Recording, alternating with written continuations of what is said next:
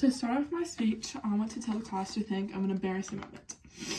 Whether it happened last week, last year, or maybe even yesterday. I know all of you guys had that embarrassing moment.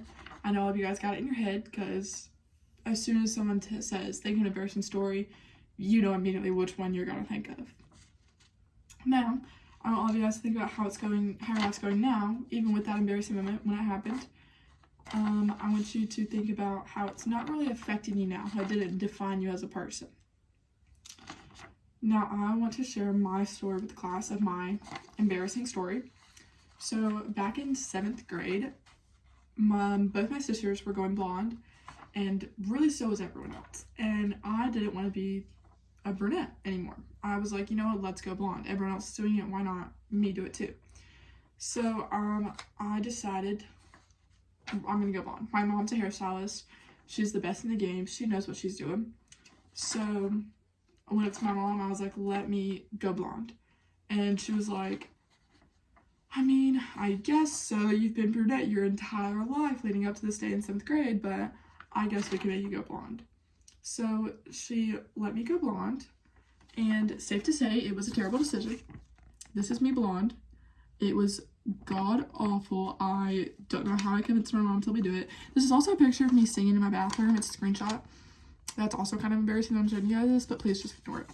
So that's the picture. I had acne, I had braces. It was bad. It was awful. Never will do that again. I learned my lesson. Moving from my story to my points, these are the things I learned from going blonde. One is I didn't let the moment define me. I didn't let it define who I was as a person back in 7th grade, and I don't let it define me now. Yeah, it sucked going to school with this embarrassing hair color that did not match me at all, but I pushed through. I still went. I did my time with the blonde hair, even though I wish I never did, but I did. I also didn't let it stick with me. No one really brings up the blonde hair yeah, I think about it, but no one really brings it up. So it's not sticking with me. I'm still pushing through. I'm a junior now. Learn from my mistakes. My second point, I became a smarter person from it. I learned from my mistakes. I became a smarter person by realizing that blonde hair is not for me, and it never will be for me, no matter what. So, I learned from my mistakes by realizing that I need to just be my own person. Just because everyone else is doing all these trends like dyeing their hair blonde or dyeing their hair any color for that matter, brunette is my color. I'm a brown-headed girl. That's all that matters. My third point is I can use those embarrassing stories to show empathy to other people. I can use them to make people laugh. Basically just use them to my advantage instead of hiding those embarrassing stories away. Yeah, it sucks. I don't like telling people that I had blonde hair one time because they tell me I was ugly because a girl was pretty ugly with the blonde hair. But I use them to my advantage now. If someone else is having a bad hair day, whether it's they just couldn't get their hair to go into that right style that they wanted, or they couldn't get their hair the right color they wanted, much like me, I just gotta share my own story. I gotta show them that it's really not that big of a deal. Embarrassing things, like having embarrassing hair, happens all the time. You just gotta use them to make people laugh. Use them to your advantage. Leading into my interview, I interviewed my sister, and ironically enough, her embarrassing moment was also her hair. Back in 3rd or 4th grade, she couldn't remember the exact date, she cut her hair into this short boy's haircut. Now, mind you, little kids are evil. Like, they're the devil's spawn.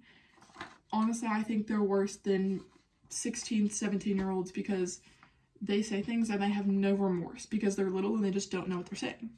So, Jill being in 3rd, 4th grade, having a bad haircut was embarrassing. She explained to me that, much like me when I had blonde hair, she hated going to school. She hated having to put up with the teasing, put up with what everyone said about her. It was not a good time for Jill. But something that she did learn from this bad hair day or embarrassing experience was that she learned not to play with kitchen scissors because those are a dangerous thing, especially when you have long, beautiful hair. And she also learned to use this as a funny story.